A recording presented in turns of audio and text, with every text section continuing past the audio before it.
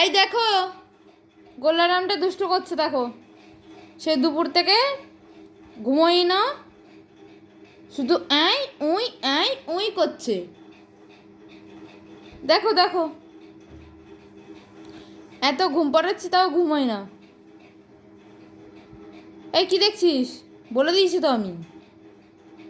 তাকা তাকা, তাকা রে। এ দেখো, কিছু বলো। হ্যাঁ বলো কিছু, ওকে বকু দাও। হ্যাঁ, ঘুমোয় না, দুপুরবেলা ঘুমোতে হয় তো। কি